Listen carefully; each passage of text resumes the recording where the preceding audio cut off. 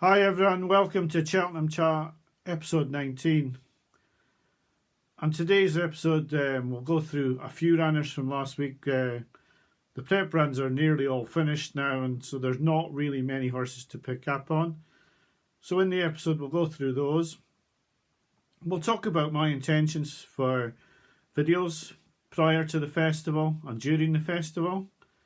At the end of the video there's 4 graphic slides showing my results for the past 4 festivals, all with a profit. But the reason why I haven't put so many anti-post bets off this season, the reasoning behind that, and we'll talk about the bets. We'll talk about gossip, preview nights and how they affect you and what you should be trying to take from them. And then finally we'll talk about my bets so far this season. Last week on the track, the Devil's Coachman won at Navan, getting his season back on track a bit after going chasing and not winning. They've kept his novice status in that sphere. And he was always getting up in this hurdle race. I think he'll go for the Coral Cup now and he'll have a decent chance as well.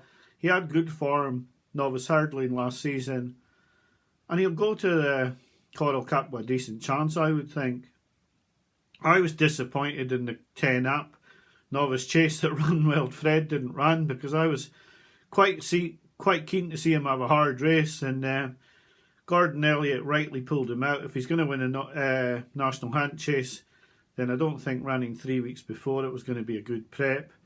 Farouk Delen beat Beacon Edge in the race, and I think maybe he's a good backup horse for Gigginstown for the National Hunt chase. Both of them are really. The next day was a big race for the mares, the Quevega Hurdle, and it was won by the Willie Mullins Burning Victory, who jumped well but was given an easy lead and not really pressurised on the lead, so her jumping wasn't put under a lot of pressure. She did balloon a couple as well.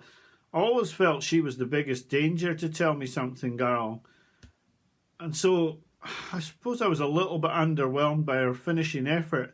I can't work out if she was a little bit lazy in front or if she had more in the locker and maybe wasn't quite fully fit. But she didn't seem to go away from Queensbrook, who made a couple of errors but was staying on nicely at the end of the race. Queensbrook is nicely handicapped, but Gordon Elliott's had his last 2 runners up in this race, Black Tears and Apples Jade, have both won the mares after this. And although she's well handicapped, I think she'll probably go to the mares hurdle, and I think she'll have a very big chance as well. So both these horses coming out of this race are real dangers to our horse. Well, every horse I believe is a danger to Tell Me Something Girl. But this was a good run by Queensbrook, who Elliott said was not fully fit, and she stayed on nicely. It's hard to know about Burning Victory, whether she had more in the locker or not. I mean, she's been second in the Cesarewitch. She's won a Triumph, so she's a good horse as well. And Queensbrook was third in Appreciate It and Fernie Hollow's Champion Bumper, so she's a very decent horse as well. At Thurles on Thursday, the Gopher won. This race has been used by Gordon Elliott in the past to prep Martin Pipe horses, and I see Dave Cheltenham had put the Gopher up at 33-1, and he's done really well with his bet there. I have one in mind for the Martin Pipe. I don't know if the horse is going to run yet, and I certainly wouldn't put it up non-runner no bet. I think we'll get a decent price on the horse if it does run, so we'll just wait on that at the moment. If the horse isn't declared, then we'll just have to have another look at the race.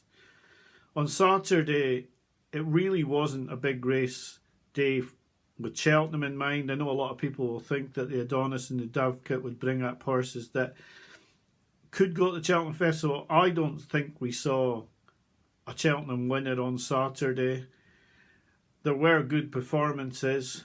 Night Salute is the big British hope for the Triumph Hurdle. He won nicely, but I'm not convinced he would have won at all had the second not taken the last home with him as a trophy. He's a good horse. I'm just not convinced he can go with Pied Piper, Vauban and Full Door. Auchin Risk beat Shall We Have One More. Another dent in Constitution Hill's form. Most people expected Shall We Have One More to win this race, and it would have been nice for Constitution Hill's form to be boosted, but it wasn't once again. And I think for now, if you're going on form, you have to think that John Bond's form is far stronger at the moment than Constitution Hill's, even though the visuals would probably say something different. The races in Ireland weren't really up to a whole lot. Akera Lynn probably is going to become a horse who's stuck between too good for the Boodles and not good enough for the Triumph. And although Entry Second now run a good race with the National in mind, I don't think this race will really matter towards Cheltenham as such. Today at Naas, Henry de Bromhead's had a double, which is really good for our Bet on Tell Me Something Girl, because he needs to hit form, and hopefully he is. He had a 22-1 winner today, alongside Captain Guinness winning against two Willie Mullins inmates. So hopefully that is the start of de Bromhead turning the corner. It would be nice to think so. And also today, Botox Haas, who I've put up a few times and he's let me down, won the National Spirit at Fontwell, beating Brewing Up a Storm. I think this is a bit of a race where Brewing Up a Storm's chucked it in a bit, to be quite honest. But Botox Haas, he may have blown his mark for the Coral Cup now. He was quite well handicapped. I don't know if he was declared actually. He was one that I was thinking about for the Coral Cup, but I was waiting for the weights before I looked at the handicaps. So I don't know if he's blown his mark a bit, but he'll certainly get put up for winning this race, although the Moors will be delighted to get a good race in the bag. So that was last week's racing, and now we'll get on to, preview nights, etc. The video graphics at the end of this video are quite telling for me. They show the 4 years results from my videos and my betting bank. And I know it's very irrelevant whether I make a profit or not in the context of the world at the moment, but for me, I do like to try and be very transparent about my results, and it was quite apparent to me that putting bets off early wasn't really doing me a whole lot of favours. Yes, I'd put a couple of decent bets off.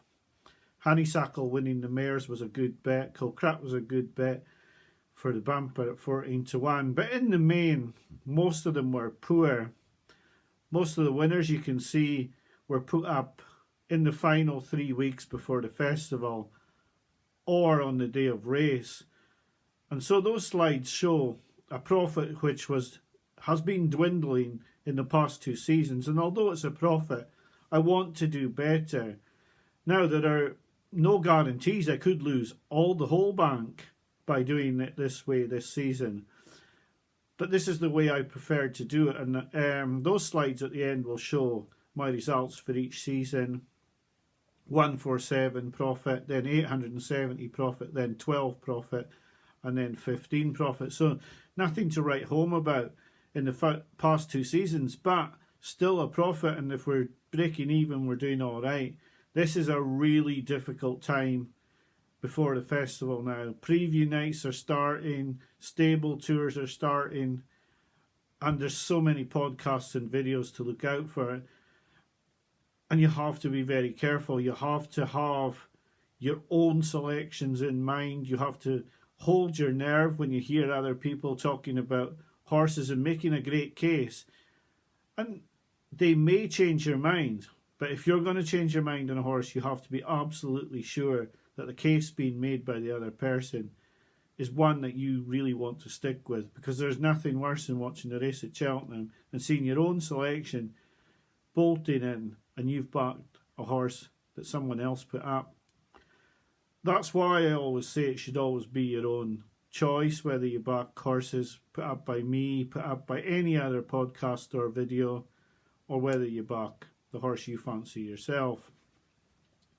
Just this week we've had huge drifts on Allegorie de Vassy, on Journey with Me and on John Bon, and in all three cases they were incorrect. So you've got to watch what you listen to, who you listen to, and you've got to watch even, is Betfair correct?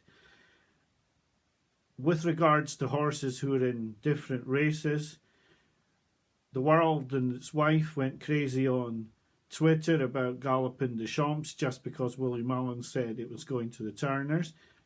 He changes his mind every day, and I wouldn't take that as a given. I wouldn't be giving up if I had a Galopin des Champs voucher for the Brown Advisory, because it's all about what Willie wants to do on Sunday morning in 2 weeks' time, which horse he'll declare, well, Monday morning in 2 weeks' time, which horse he'll declare for the Turners and which horse he'll declare for the Brown Advisory. Similar with Sir Gerhard and Dysart Dynamo, nobody knows, and listening to other people or listening to what's been said at the moment can change in a heartbeat. It can change on a good gallop or a bad gallop, and you really just have to focus your mind on the form book and on what you fancy yourself.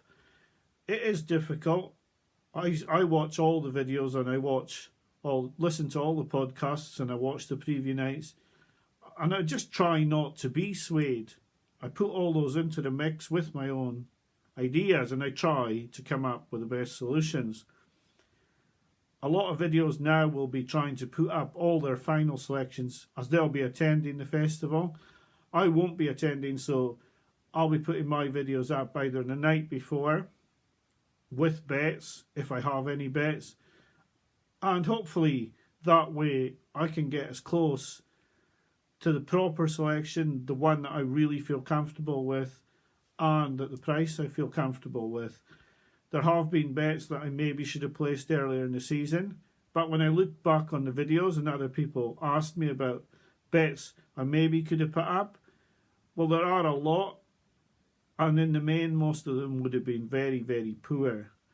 I do look at a lot of horses for Cheltenham. I still feel Appreciate It could be a decent bet to turn over Honeysuckle, but with the Henry de Bromhead double today, are they just coming into form at the right time? Last week, if anyone had said to me, would you take on a de Bromhead favourite at Cheltenham, I'd have said yes. But another double in the next couple of days for that yard, and I'd be saying, well, maybe not. You have to have horses who are in form. Henry's aimed a few horses at the festival, and if he starts to fire, then I wouldn't be going against Honeysuckle. I wouldn't be going against Bob Ollinger. I wouldn't go against Tell Me Something Girl. I'd think Manila Endo's got a far better chance, and that a Plutard's got a favourites chance.